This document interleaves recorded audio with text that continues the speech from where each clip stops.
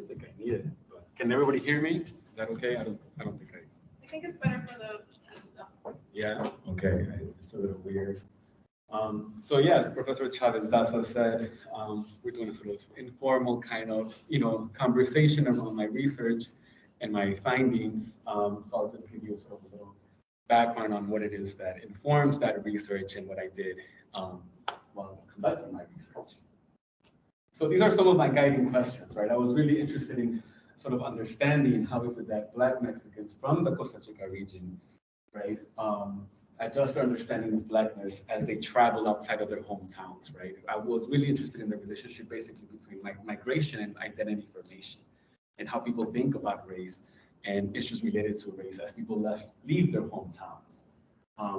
I also wanted to sort of understand the saliency that people place on phenotypical characteristics like skin color. And again, as they move from their hometown and travel to other places, right? To what extent do folks understand phenotypical characteristics as something that influences their quality of life, right? As they inhabit different cultural, legal spaces. So those were some of the guiding questions guiding my research. So what did I do? How did I collect this data? What was I doing when I was doing this research? So it took over 6 months of ethnographic research, right, where I conducted semi-structured interviews with Afro-Mexicans living in Mexico, in the Costa Chica region, and in Winston-Salem, North Carolina, right? So as some of students that I have here, right, semi-structured interviews, they're not like surveys, right? They're pretty much, you have a series of questions, but I didn't follow specific questions every time I interview folks, right? I allow for people to talk about their stories, talk about their migration stories, experiences of discrimination, and based on those answers, I would then ask other questions, right? To sort of understand their context and their experiences. So I did 4 months in Costa Chica and 2 months in Winston-Salem with folks there. A little background on this population, right? Afro-Mexicans. Afro-Mexicans have a long history in Mexico, right? They date back to the colonial times, and they were part of the transatlantic slave trade. As a matter of fact, when we compare the numbers of enslaved people that were shipped to Mexico and the U.S., the difference is not that large, as we can see, right? Those are rough estimates of official accounts. They don't take account the illegal sort of trade of enslaved people. So we see that the numbers are not that big, are not that different. However, right, when we think of the national imaginaries of these two countries, the U.S. and Mexico, in relation to Blackness, right, we have very different understandings and very different kind of assumptions when we think about Blackness in relation to Mexico and the Mexican nation space versus when we think of Blackness and the presence of Black folks in this country, right? How, given that, the history of these two spaces in the transatlantic slave trade was not that different, right? So that's also part of something to think about. What is driving these different conceptions of the relationship between Blackness and the Mexican national space versus here, for example, given this sort of similar history. More contemporary sort of data, the 2015 survey was the first time that the Mexican state accounted its Afro-Mexican population, right? Prior to the 2015 survey, it was a national survey, the Mexican state had not really accounted for its Afro-Mexicans. They didn't really ask racial questions, right? For example, in the US, we're quite used to having the census ask you, well, what is your racial identification, right? What is your race? What is your ethnicity? The Mexican state didn't ask this type of racial questions in their census, right? And through a lot of activism, a lot of grassroots work from organizations across the country, it finally moved the state to begin to implement some of these questions in their census taking. So some of the results we see from the first ever national survey, Afro-Mexicans make up 1.4 million people, so 1.2% of the entire population, not a large number, but a significant number nonetheless, right? And the states with the highest portion of Afro-Mexicans are Guerrero, Oaxaca, and Veracruz, respectively, with those numbers. So yeah, the sites. So when I think of, when I'm talking about Costa Chica, right, I'm talking about the southern Pacific coast of Mexico. So that's the region that I studied in Mexico. Those are the various towns that are part of this Afro-Mexican region. And again, this part encompasses two states, Guerrero and Oaxaca. And these are the two, as we saw from the 2015 survey, some of the two states with the largest portions of Afro-Mexicans in the country. That's part of why I studied this region as well. There's another sort of image of the region, right? There. Those are some photographs from my actual fieldwork attempting to depict the diversity within this region as well, right? This region has both extremely rural towns with very little services and infrastructure, right? No roads, no stores, no light, things like that. But it also has quite urban spaces, right? With all of the service we think of an urban environment, right? So this population in the city, in this region, is quite diverse as well in terms of services. Here's a picture of an event that I think shows a nice depiction of the translational connections now and the implications of migration. So we have the youth is still taking up their cultural traditions in terms of music and the instruments that are used in the region, right? That's right here is the jaw of I think it's a deer. It's used for certain sounds, and that's sort of supposed to do the sound of sort of percussion, this other instrument there. But what we see there also is the influences from the US, right? The young man here, his style of dressing is very much an Americanized style of dressing, as you can tell in this picture, right? And that's some of the issues that guided then my interest on migration, right? As I landed in this region, I saw that a lot of the youth had taken up very American styles of dressing, right? There was a lot of plates from North Carolina, from California. And so you cannot be in this region and ignore that influence from outside of Mexico, right? Definitely being part of the life of folks in this region. So in terms of Afro-Mexican migration to the US, the main drivers, definitely economic, right? That's definitely one of the main drivers. Lack of economic opportunities in the region have sort of pushed people to leave and seek employment and better opportunities across Mexico and in the US. But also environmental, we talk a lot about, the climate change and the stuff that how that's affecting folks. That's definitely a region that has been affected by climate change with increase of hurricanes and that have sort of destroyed a lot of the agriculture in the region, pushing people out to look work other places. Folks from this region began to settle in Winston-Salem in the 90s, primarily looking for opportunities working in the tobacco fields, right? And so as sort of word spread out that there was, cheap housing and lots of work, many more people began to settle in the region. But they're not just there, they're quite diverse across the country, right? There's Afro-Mexican communities in suburbs of Illinois, in California, again, North Carolina, all across the country. Utah, so it's sort of widespread, but the main sort of regions are California and North Carolina. That's what I mentioned there. And here are some pictures of folks doing my fieldwork in North Carolina. Similar to the other picture of the youth, right? The interesting thing here with the people that I interviewed in North Carolina, they were primarily first-generation immigrants, right? So folks that had come, already older, like in their 20s, settled there and been there like 20, 25 years, but kept their traditions, right? I don't know if you can tell from this picture, he's making tacos, but he's making them in what's called a comal, right? A very traditional way of heating up tortillas and making the tacos, right? There's this sort of round thing where you with oil, you sort of make the meat there and you heat up the tortillas, the corn tortillas in this thing. So the instruments that, the food they make, how they make the food, the seasoning of the food is still pretty much, right, bringing up the cultural and keeping up the cultural practices and traditions from Mexico and taking them up in the US as well. And this last picture here is supposed to sort of show the fun part of fieldwork, right? It's probably one of the only jobs where drinking is acceptable at the work site, right?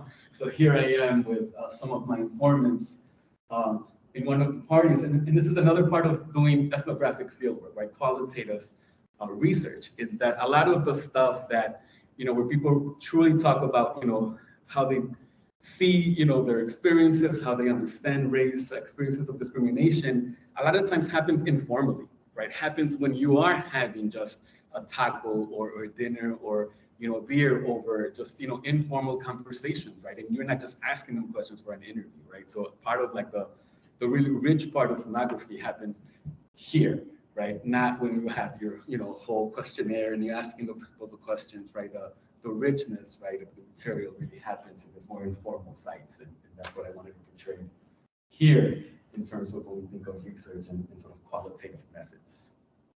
So that's kind of the setup for the conversation. Okay, I'm just gonna move this over a little bit.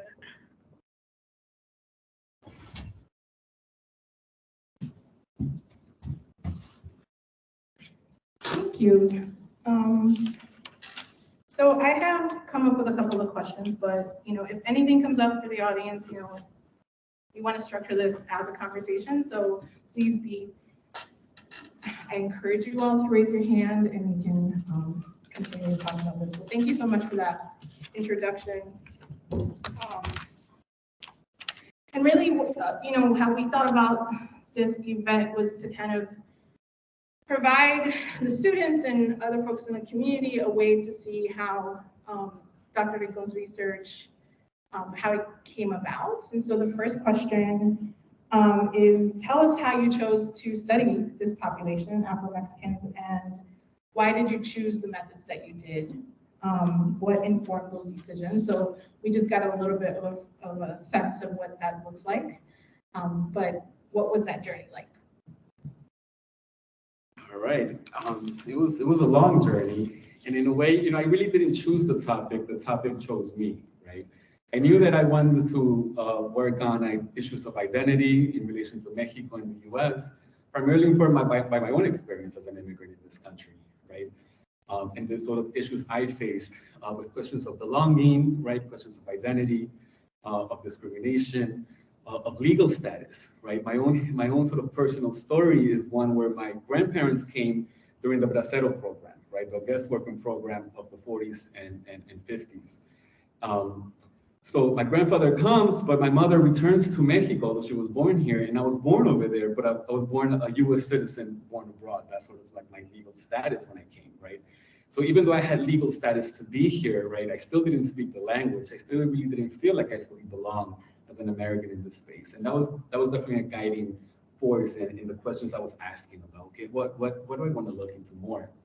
So, I go back to Mexico, I'm traveling around, and I run into this photo exhibition of Afro-Mexicans from the Costa Chica in the historic downtown of Mexico City.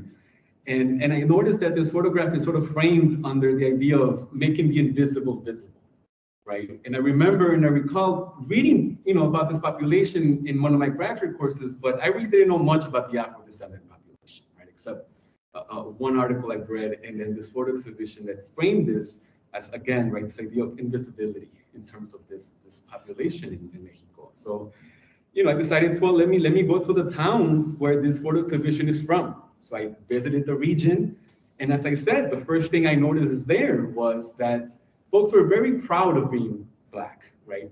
They were not really aware of this sort of discourse of invisibility or being invisible in the nation space, right? They were like, no, we've been here forever. Of course, we're Black. They had their own sort of conceptions of how, this population arrived in Mexico, very, sort of local histories. But also, contrary to sort of this discourse of invisibility, right, there was this presence of migration, as I try to show in this picture, right? A lot of the youth, while we're driving around with like speakers in their cars bumping to like reggaeton and hip hop, right? I'm like, wow, this is pretty interesting. This is nowhere in the literature, right? As I begin to read more, right? These experiences of this youth that bring in this sort of American culture to the space, right? As well as a lot of folks with, North Carolina plates, right? And as I began to talk to more people, I realized that everyone I talked to had either been to the U.S. at some point, right, lived here, or had been, had returned after living lots of years, decades in the U.S., or had been deported, or had family member in the U.S., right? So that's when I sort of clicked, and I really wanted to know more of the connections between the migration in this space, Afro-Mexican experience, and this idea of invisibility, right? How are those things sort of connected here? Given that, as I read more, the migration aspect was really missing from the literature, right? The literature primarily focused on the colonial experience of Afro-Mexicans and their contributions to the sort of national culture. But there was really very little on the contemporary experience of Afro-Mexican migrants and how that affected their current conditions, both materially and perhaps culturally as well. So how did you know that you were going to do ethnography, like an ethnography? Well, that I think has more to do with my sort of training, right? In philosophy as an undergrad, in political science, I continued to study more sort of theoretical works. And, I felt that quantitative works, are good for understanding, processes more to do, I think, with, what are the drivers of, economic inequality or, political representation, but not really getting at questions of identity. I felt like usually quantitative methods treats identity, or quantitative methods really treat identity as the independent variable, right? Is the thing that is affecting all these other things. Or you think in political science, identity is used as, how does identity influence voter choice? So how does identity influence voter participation, right? It is the driver, the independent variable, not really the dependent variable. Right? It really didn't capture what other factors influence identity formation. How does it that people begin to think of themselves the way that they think of themselves, right? And I think for that kind of question, qualitative methods and ethnography was the right choice there, right? Treating identity as the dependent, right? As the thing that I'm trying to answer, I'm trying to uncover rather than the variable affecting other things. Yeah, I think you can tell that, of course, our disciplines often inform very much, right, how we approach our research. So when we have a lot of training in quantitative methods, right, that may seem like the path to go in, but as you're saying, or what I'm understanding you're saying is, when we look at something like identity, there's way more depth to that than numbers can show us at any given point. So how do we get that depth, right? Like, how do we get at the intricacies of identity? And definitely going through, like unstructured interviews and just really just being with people in their space is going to give you way more information than if you just gave out surveys and gathered data that is sort of like 2D versus, more multidimensional. So I think one of the things that are part of that dependent, right, variable is very much how people understand race, right? And there's definitely a difference between how we understand race in the US and then how Latin America has evolved to understand race through the different historical periods of its existence, and also its relationship to the US, which I think is one of the things that is clear about your research, is looking at that relationship.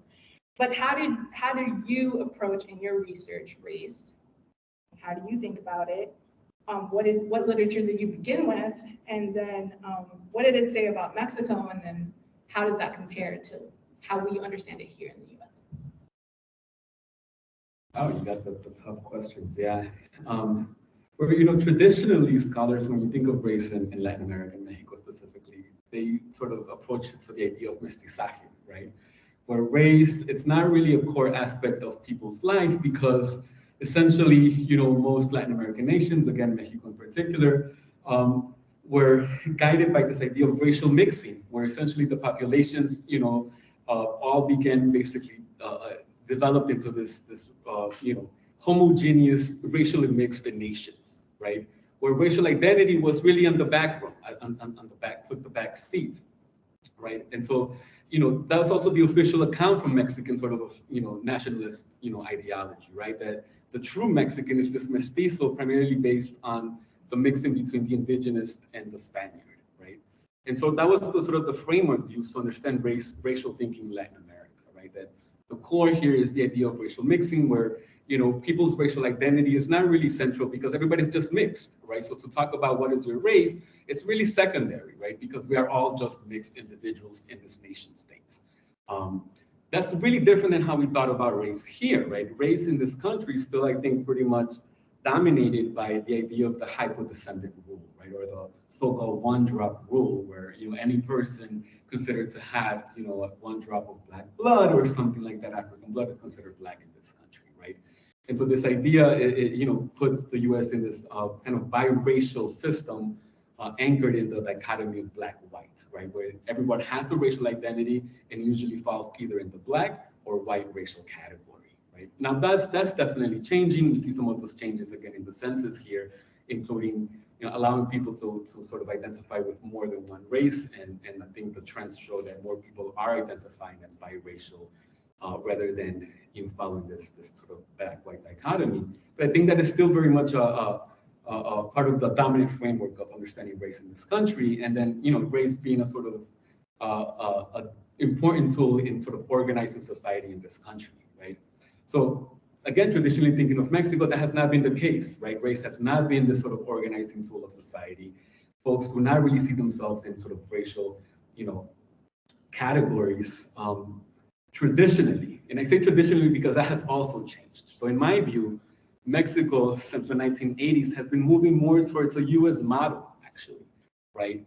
Under the guise of multicultural politics, right? Where now, the state no longer claims to be this homogeneous mestizo nation, but rather, right, claims to be a multicultural nation, respecting and protecting, right, different racial groups that make up the nation states, right? So this is evidence, for example, in some of the constitutional changes that we've seen in the country. In '92, the Mexican legislature passed a constitutional amendment where it declared Mexico a pluricultural or multicultural nation.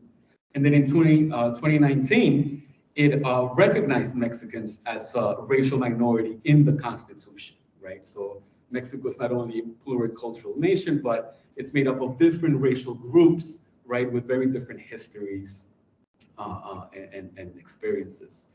And then the latest change is the 2015 survey accounting for the Afro-Mexican population, and then the 2020 census, right?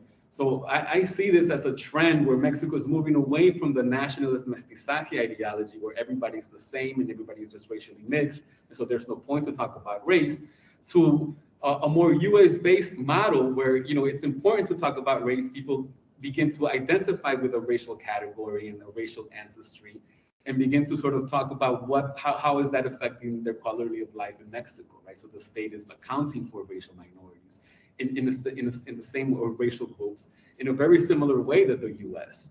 has traditionally accounted for the different racial groups that make up the nation, right? So those are some of the I think the trends that I've seen, right, observed in at least sort of official accounts of racial thinking in Mexico.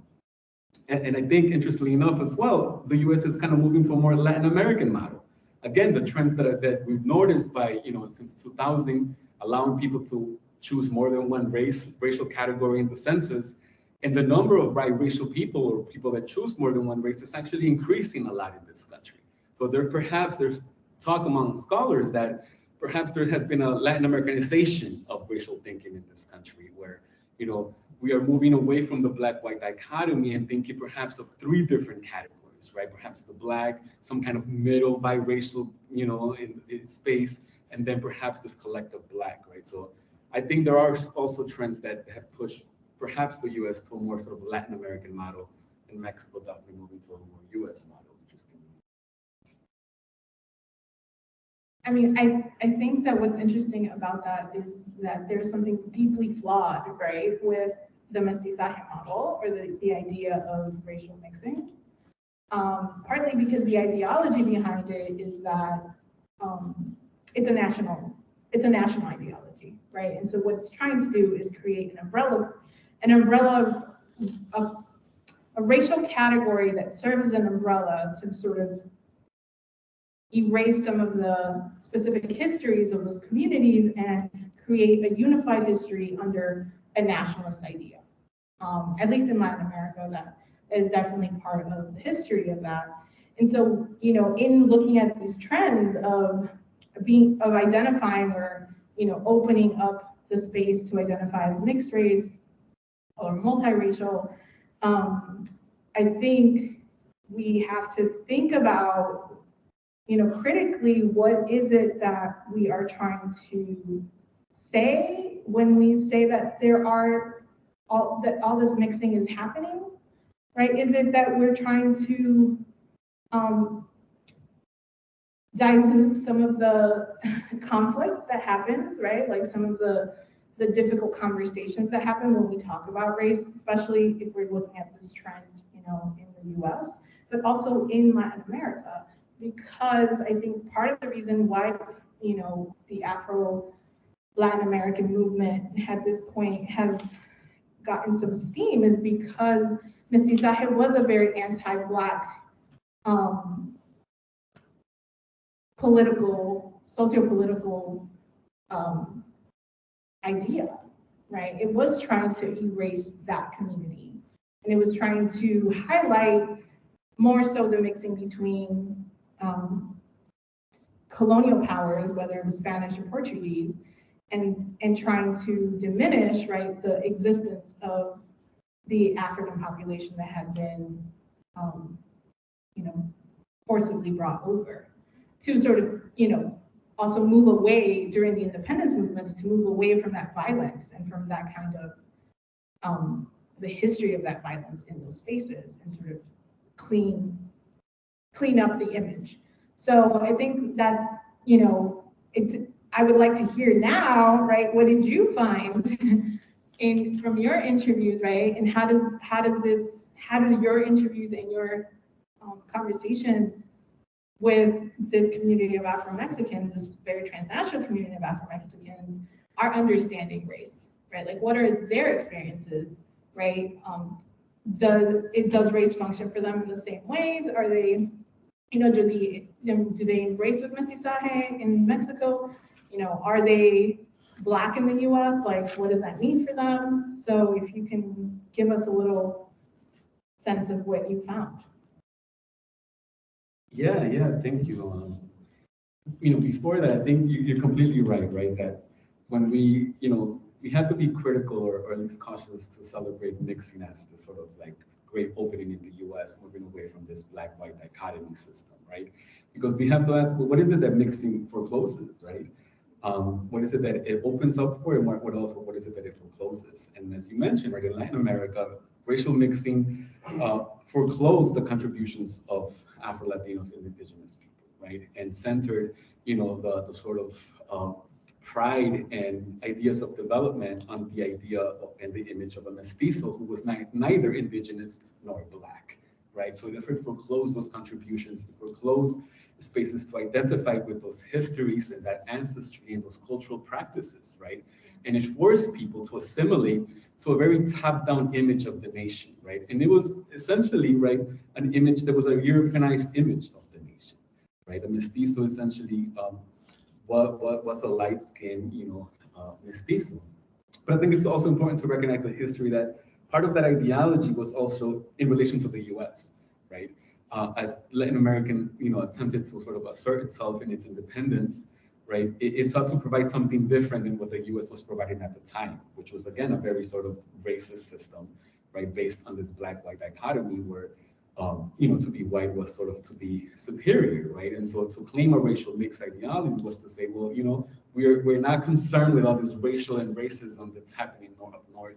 We're doing something more progressive, more inclusive, right? But in that sort of supposed inclusivity, it also foreclosed this other spaces of identification. So yes, I think we have to be critical of this movements towards mestizaje or mixing that are happening here. Now, in terms of the findings, one of the central things that I found in Costa Chica, right, so let me begin there, was that although mestizaje ideology was an official state ideology imposed top-down, right, one of the main proponents was Vasconcelos, who was a philosopher and the Secretary of Education in Mexico in the 20s, right, advocating this idea of the mestizo as the, you know, the sort of authentic Mexican, right, and the sort of movement of progress is racial mixing. As right, this state ideology is sort of being implemented and disseminated in the country, what I found in the region is that there really didn't exist a hegemony over this kind of thinking. In other words, right, people in the regions didn't really accept the idea of the mestizo as a Europeanized mestizo, right? Or the idea that mestizaje led to the foreclosing of Blackness.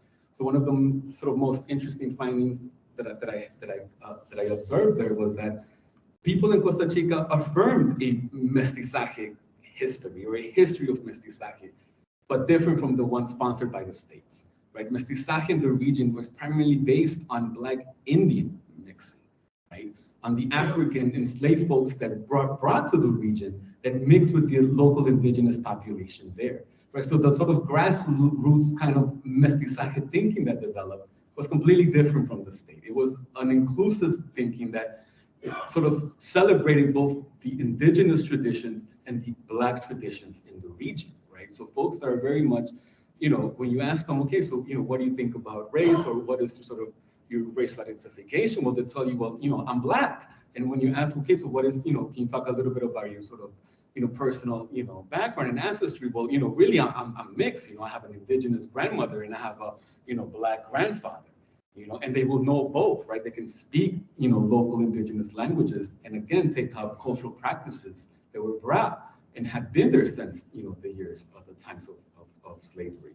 So what I'm trying to sort of say is that the finding is that, not all mestizaje thinking excludes Indianness or Blackness, right? When we look at the grassroots levels in the regions and talk to the folks, we see that mestizaje is about a different sort of part of Mexico, that Mexico that is mixed between indigenous and the Black traditions, and celebrates those traditions, right? Doesn't try to suppress those, but actually celebrates them, right? So to claim to be mestizo is another way to say I'm Black and Indian in this country, right? Not to say I'm actually more white because I have a white ancestor, as is traditionally thought, right? And has been criticized by the literature. To say mestizo is to say, and to affirm an indigenous and Black history very proudly. So it was, again, a sort of counter mestizaje discourse that I saw emerging regionally.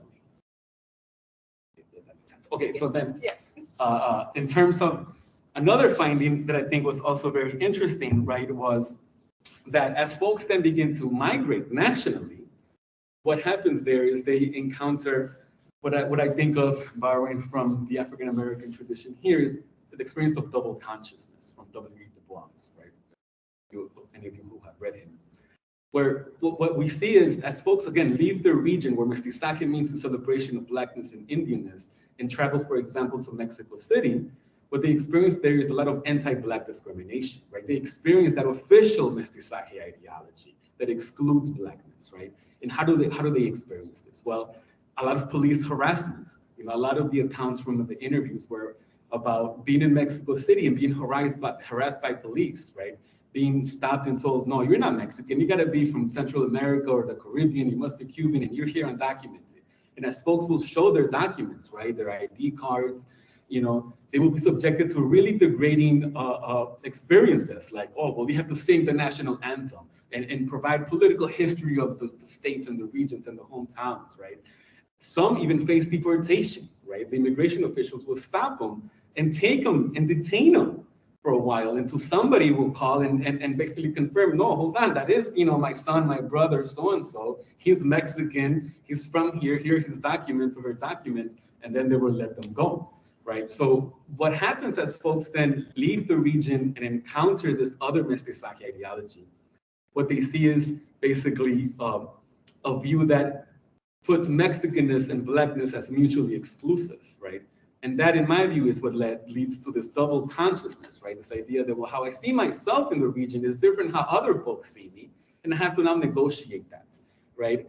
And what then comes from that is a reaffirmation of Blackness, right? Affirmation that says, well, clearly this is an anti-Black racism. I'm being targeted because I am Black in this country outside of my hometown, and thus have propelled folks to start Afro-Mexican organizations, fighting for recognition, fighting against racism, right?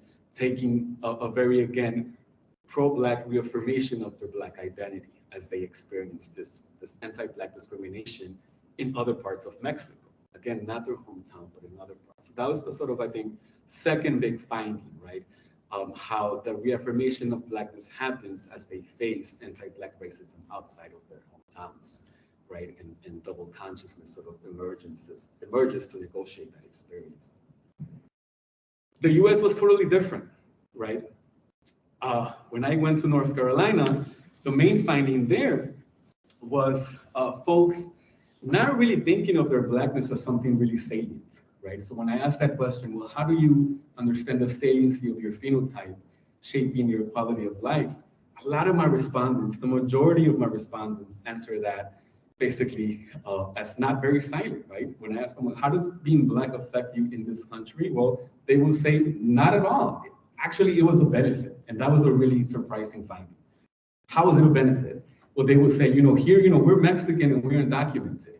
And, they would often reference former President Trump. Think about Trump, right? He right away went attacking Mexicans, right? When you think of Mexicans, they're the prototypical symbol of undocumentedness, people really dislike Mexicans in this country, and they think that all Mexicans are undocumented. And so since we're Black, they sometimes, immigration officials, when there would be raids in the workplace, they would not pick them up, right? They would be left alone. So a lot of the times they felt like they were able to blend in this country, right? Because they were Black. Because in their view, they associated Blackness with legality in this country and Mexicanness with illegality, right? And so from their experience as undocumented workers, to be undocumented was more precarious than to be Black, right? From their perspective, right?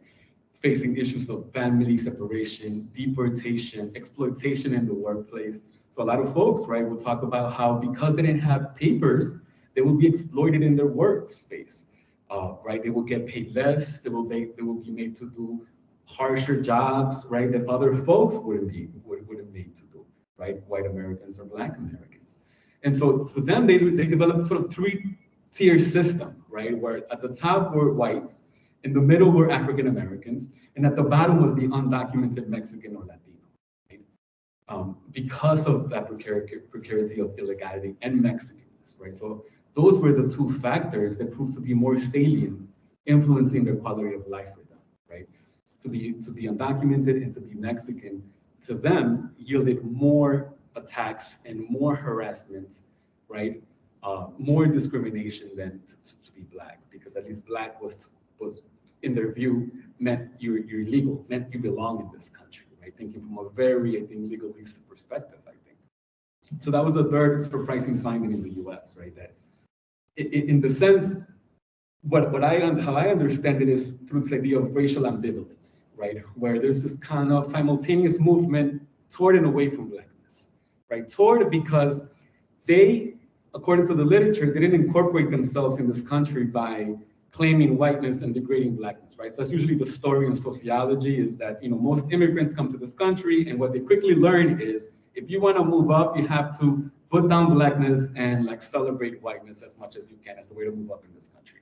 They didn't do that, right? They were very much aware that the one that causes them hell, right? The one that oppresses them is the white boss who's trying to exploit them at work, is the one that calls Mexicans rapists and so on and so forth, right? But they also didn't see a shared minority status with African Americans, right? So they didn't celebrate whiteness, but they also didn't take up Blackness as a sort of way to understand their experience. So that's why I'm sort of calling this as an ambivalence, right? They very much know they're Afro-Mexicans, know their history, are very proud to be Black, but in this country, they don't see Blackness as the main factor influencing their quality of life. Right? It is the fact that they are Mexican and they see Mexicans as historically being targeted in this country, and the fact that they are undocumented. And those are the two factors that really inform how they saw themselves here in relation to other groups. So those were some of the sort of three main findings across this transnational community. I have a couple of questions, but I want to see if anybody has any questions at this point. Yeah. Thank you so much, Dr. Rincon. This is really interesting to hear your research. So one thing I'm wondering if you can speak to, I guess, is like looking at this picture and hearing what you're saying, I'm thinking about kind of shifting frames of racialized masculinity in the sense that these, and I don't know kind of if you men and women, but thinking about racialized masculinities in relation to, okay, well, there's this imagining of Mexicans as rapists or Black men as these kind of thugs. And so how, do you see them negotiating these kind of like gendered racialized frameworks and I guess in the same way in relation to like this kind of exoticization of the kind of mixed, hypersexualized woman of color, and you know how people are just reflecting on the gender dynamics of these racialized spaces. Great question. Thank you for that. Yeah. Okay. So first, let me say, yes, my group was primarily, men, right? I primarily interviewed men because that's who I had access to. So here, the sort of gender dynamics was the role of why I primarily had access to men, right? Me being a man, to attempt to interview women was seen, at least in Mexico, as I'm trying to pick women up, right? It was really sort of put down, me try to sort of talk and engage in this kind of informal settings with women, right? It was primarily men who talked to me, men who introduced me to other men, right? So I have very little access in that regard, right? And so when you're doing this kind of qualitative work, you have to keep that in mind, right? Because you don't want to go to these regions and then be like, oh, this guy is just here picking up women, he's not credible. You have to really adhere to some of the cultural standards of the region, right? So, men and women, were kind of kept in separate spaces, right? So I primarily, circulated around male spaces, right? So that was one thing.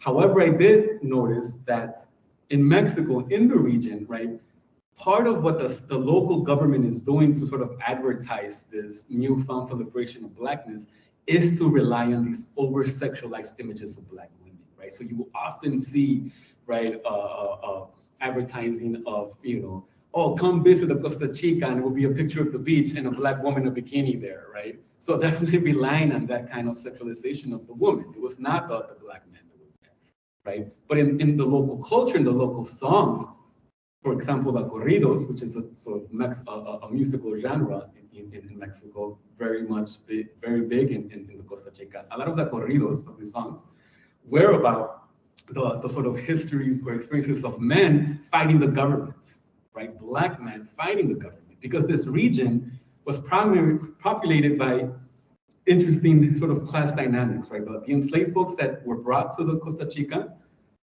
were there to either do cattle ranching or overseers of indigenous labor, agricultural labor, right? So the class dynamic in this region is where the white was still at the top, the Black was in the middle as the overseer of the bottom indigenous labor, right? And so a lot of the songs reflect that, right? Reflect this sort of rebellion and a history of resistance against the white, landowners or political elite, right? So the songs really focus on the history of male resistance, but the new government discourse relies on the sexualization of women, right, in Mexico. In the US, again, I primarily interviewed men, but it was a little different. There was more chances to interview and talk to more women, right?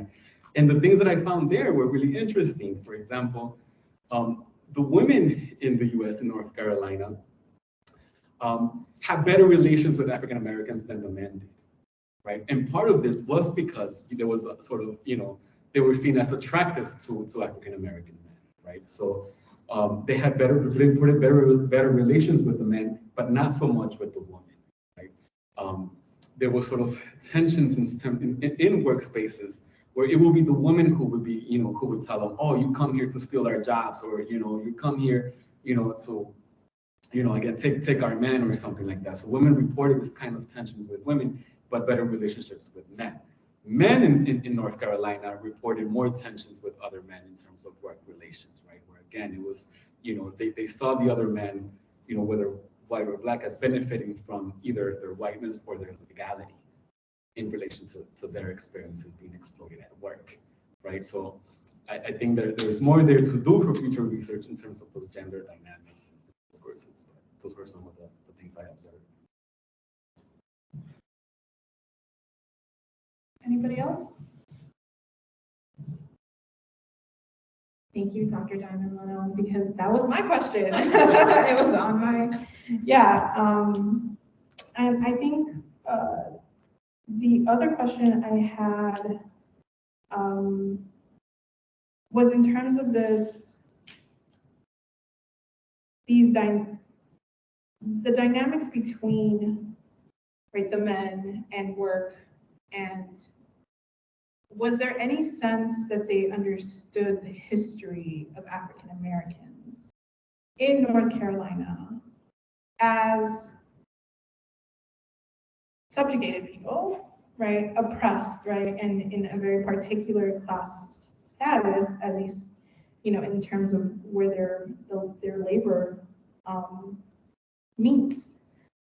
Was there a sense from them that they had that history was somehow available or could be accessed in any way so that those conversations would be different, right? So that, yes, they obviously, Black men in North Carolina are legal, but right, the anti-Black and racist structure functions for them very differently, even within that.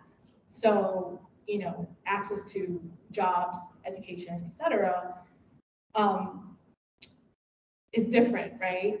But it may be viewed from the folks from Mexico, or that may not be visible, right, in any significant way. So did you get a sense from them that they were at least beginning to have those conversations with folks, or have they sort of, the tension is too much at this particular point to actually create a space where those conversations could be had? Yeah, really good question. Yeah, I think one way to sort of think about that is generational differences, right? Where it was the first generation, you know, immigrants, right? The older men, they really were unaware of that history. I mean, you know, as I probe, they didn't see African Americans as occupying the top position. Again, it was this three-tier system where they knew that, yeah, perhaps not subjugated people, but they were not equal to white Americans in this country, right? So they were not perhaps cognizant of the history of oppression, of, you know, slavery, of Jim Crow and the resistance, right? The civil rights movement and the victories achieved. They were perhaps not really sort of cognizant of those histories, but they were cognizant that in this country, whiteness sort of runs things, right? Like in Mexico. And those are some of the similarities between that they saw in Mexico and here, right? That whether they're in Mexico or they're here, again, outside of their region, the standards of beauty are about whiteness, right? The ones that have the better, you know, jobs, or the ones that have the top positions at jobs are usually white, either white Mexicans or white Americans. So they were aware of that kind of similarity in the way that, you know, whiteness has sort of permeated, right, both of these nation spaces. And for that reason, then, right, understood that African Americans were not really their sort of like enemy because they were not at the top, right? But nonetheless, they saw them as a better position because they didn't have to deal with the things they had to deal with, right? They were, if they lost a job, well, they can get another one, and it's easier because they have a valid Social Security, is what they often would tell me, right? Well, you know, Black Americans, they, you know, they can just always quit and leave, right? Because they can access other jobs, even if they're not great jobs. They can access more jobs. So we don't have valid Social Security numbers. So, you know, we really got to keep the job that we have, right? We cannot go and we don't have, you know, that access to that easy access to other jobs. Also that the sort of labor structures, right? It was very rare to see, in their view, Mexicans being bosses or supervisors of African Americans, right? It was usually the other way around, right? It was the immediate supervisor perhaps was African American, even if the sort of main boss was like white American, right? So the labor relations were unequal. It was not like they were meeting African Americans at the same sort of level, right? It was usually a step above. You have supervisors or better pay, or again, the benefits of legality, right? You can always get another job, unlike folks in their community. So that you know, I think that's sort of part of it. However, the second generation, right, the ones born in the U.S., and I interview only a few. Again, my sort of data primarily comes from first generation older, you know, Afro-Mexican men. So there's clear limits to my research there and opportunities, you know, to do more stuff. But the few folks that I talked to who were second generation Afro-Mexicans, right, in this country, they definitely were more cognizant of that history, right, and more critical about the benefits of citizenship, right. In other words, the second generation in the U.S. was more similar to the folks in Mexico, right, in terms of being critical to the protection that legality is supposed to give you, right, in a nation state, right? Just like Mexicans and Afro-Mexicans realize that, yeah, you can be a Mexican citizen, but that's not going to protect you against the systematic anti-Black racism outside of your region. And the second generation was also cognizant of that. Yes, I'm legal, unlike my parents, but I'm beginning to see that that's not really protecting me that much. That's not really affording me equality in this space. And I'm realizing that there's more in common with other communities of color, particularly communities. So there were more alliances there with the second generation than with the first generation. But I think it's primarily because of those labor dynamics, right, that are different, and realizing and seeing the limits of legality, right, of citizenship as this protector against racial injustice. That's sort of part of it. Okay, does anybody have another question? Yes. Yeah, I have a question kind of along the lines of what you were just talking about how this community interacts with other Chicanx communities in North Carolina. If they think of themselves as being Afro-Mexican, different from the other Mexican immigrants, if they're interacting more, but how those identities form as Mexican immigrants in the U.S. Ooh, great question.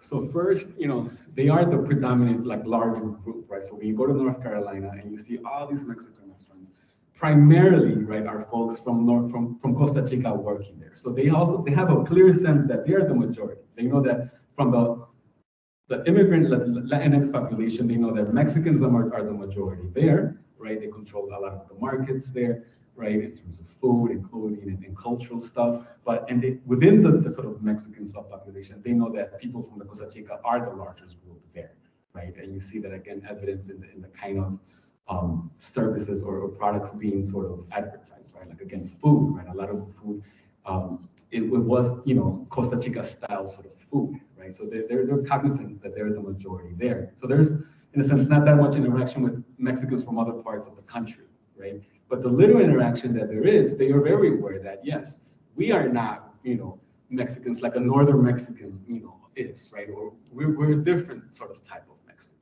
right? Because of that history of isolation of this region too, right? For I think until the 1960s, this region was pretty much closed off from the rest of the country. The main highway that connects Mexico City and other large cities was only finished in 1960, right? 1965, around there. So there was a history of isolation that, again, insulated this community, and sort of protected them from that, again, that anti-Black mestizaje ideology, right? So again, as folks begin to leave and encounter that, they begin to realize, okay, hold on, other people have other views about what it means to be Mexican. And there's a little bit of that in North Carolina. Again, not that much because there's not that many from other parts, but those that are, they are very, cognizant of that. And also, there's not that much interaction. It's a very close community, right? I mean, from the photograph of the party I attended a few parties. The World Cup was happening at the time I was there. So, I went to a few of those World Cup parties, and it was just folks from the region. I went to a quinceañera, to a wedding, and it was a lot of folks from the region. The music that they played was from the region. The dances that they, did was from the region. So it was a very close-knit community, right? What I did notice, perhaps, there's more interactions with Latinx folks from other parts. So we have a lot of Dominicans and Puerto Ricans settling in North Carolina as well when I was there. But interestingly enough, some of these Mexican restaurants were owned by Dominicans and Puerto Ricans, right? So the Dominicans were not opening Dominican restaurants or Puerto Rican restaurants. They were opening Mexican restaurants and hiring folks from Costa Chica, right? So again, right, service this community that it's very much sort of known in this city, right? If you're sort of Latino, you know that, yes, there's lots of Mexicans, and they come from the southern part, and they're sort of quite different, right? And the folks that are, other Latin folks that are settling there are adapting to that, right? And sort of servicing that population there. I don't know if that answers the question, but those were some of the dynamics I think visible there in terms of other Mexicans from other parts and other Latinx people from other regions.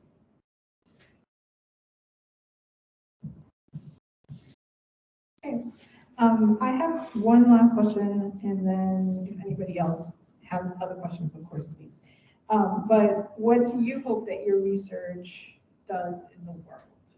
So outside of publishing it, or what do you think would benefit from learning about this, maybe outside of this space?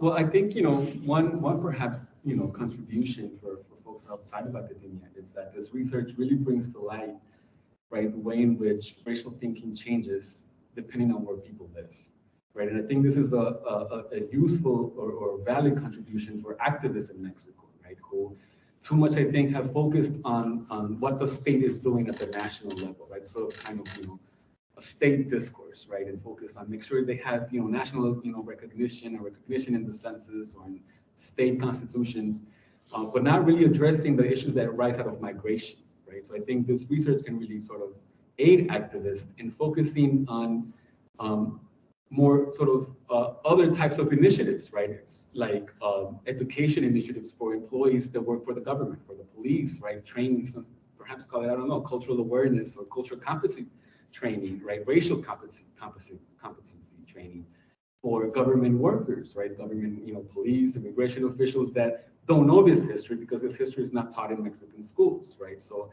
a lot of the harassment or experience of discrimination also happen because of lack of education, right?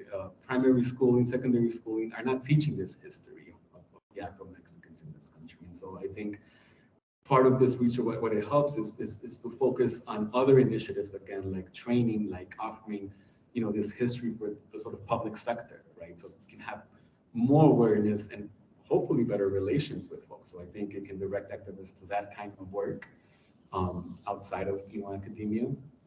But I think also for, within here, right, what I think it also allows is that it opens up our sort of thinking and knowledge of, Black Latinidades, right, and the diversity that there is in Black Latino, right?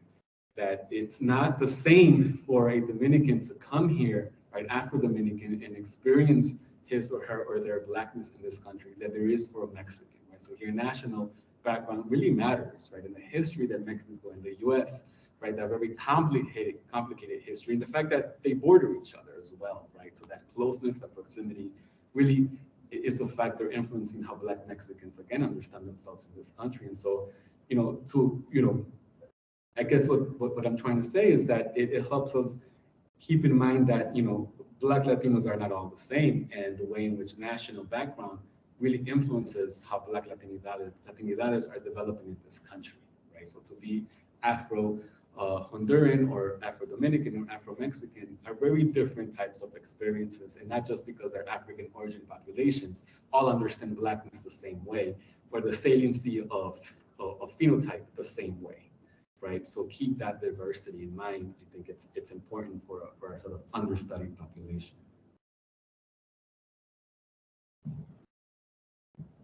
Okay, those were my questions. Robin and Susan? Just a quick comment. It's not just the national background, but it's also within the nation where people come from. The regional aspects, the local aspects also playing a role that sometimes can even subsume the national identity.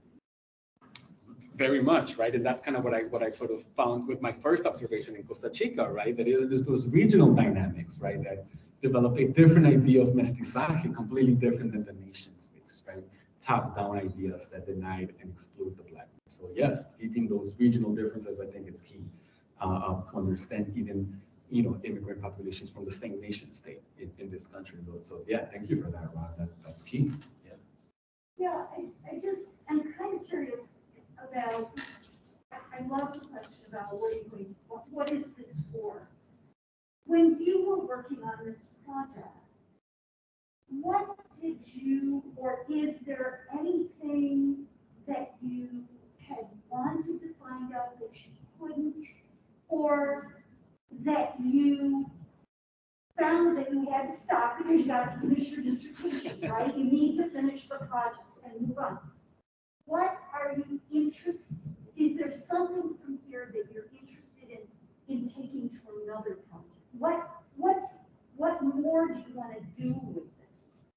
Yes, there's a lot more. There's a lot of limits and stuff left hanging. I think the first one, again, that I tangentially sort of touch on is the idea that I begin with is making the invisible visible.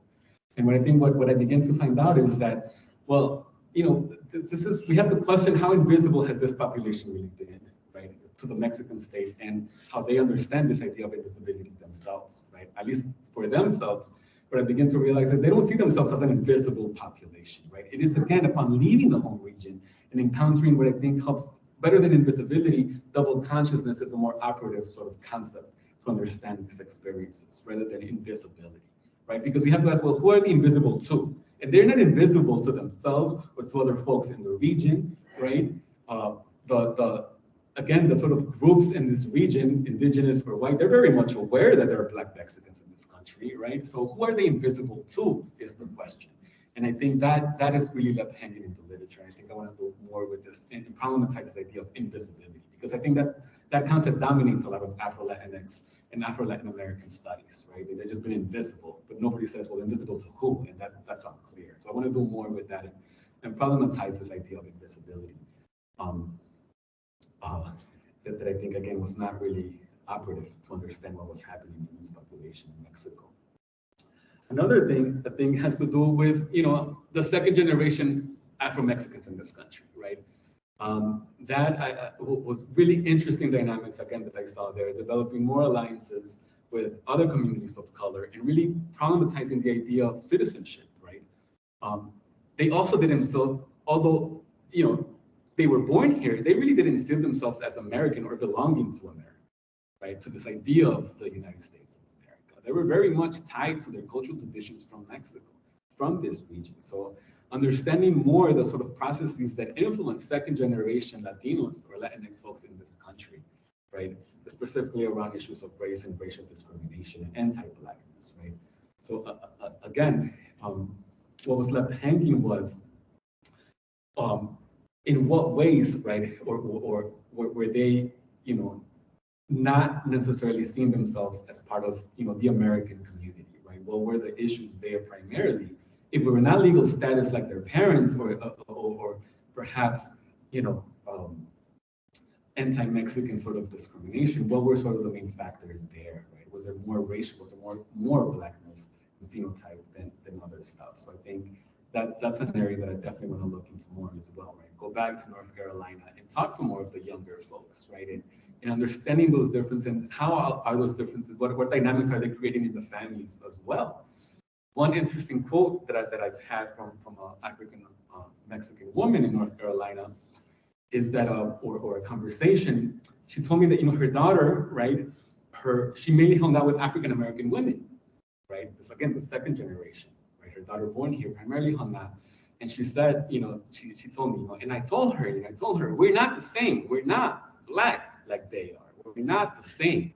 And she thinks that she's just like them, but we're not, right? And I found that so interesting, right? That again, phenotypically, she will pass for African American, but this is what she's sort of telling her daughter, right? But her daughter sort of resisting that and really finding home in the African American community there. Right? Because there's a difference between the larger Afro-Mexican community that's undocumented first generation and the smaller second generation Afro-Mexicans there. Also, a lot of from the few that I talked to, all of them have partners that are not Afro-Mexican. The second generations, for example, one has an Asian wife, another one married someone from Central America. So it seems that second generation is really moving outside of that community. So again, what are the dynamics that's creating within the home community? Families. I think that was a project that hanging. Go back. So.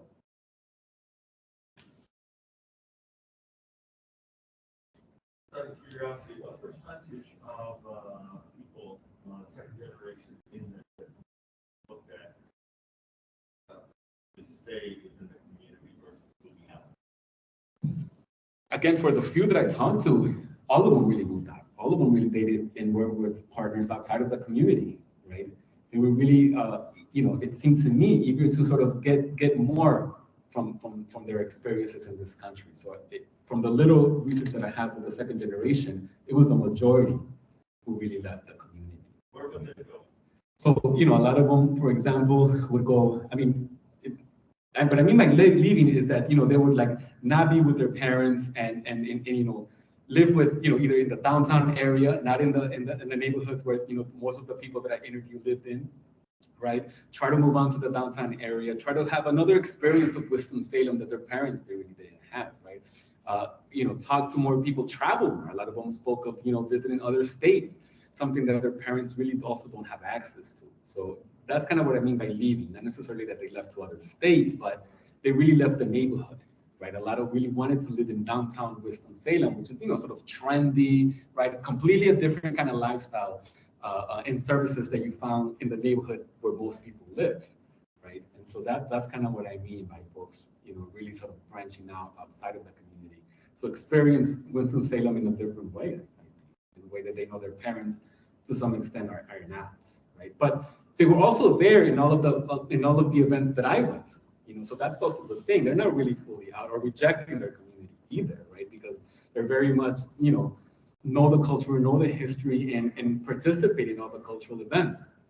I didn't show a video here, but there's a traditional dance in the Costa Chica called the Devil Dance, right? La Danza de los Diablos. And folks in North Carolina have organized, this is a dance that is performed during the Day of the Dead, right? In November 1st, where basically, right, folks go to the cemetery and dance this in the cemetery in the Costa Chica. Well, in North Carolina, they do it in the parking lot. The folks, it was both second generation and first generation organizing this dance, and they perform this every Day of the Dead in Winston-Salem. And the youth take part of this. So it's not a rejection of their home culture or home community, but it's a branching out. And I think that's where the project is, right? How are they negotiating, staying in, and keeping up those cultural traditions, but rejecting some of the perhaps racial thinking, right, that generation is sort of coming with in relation to other communities of color.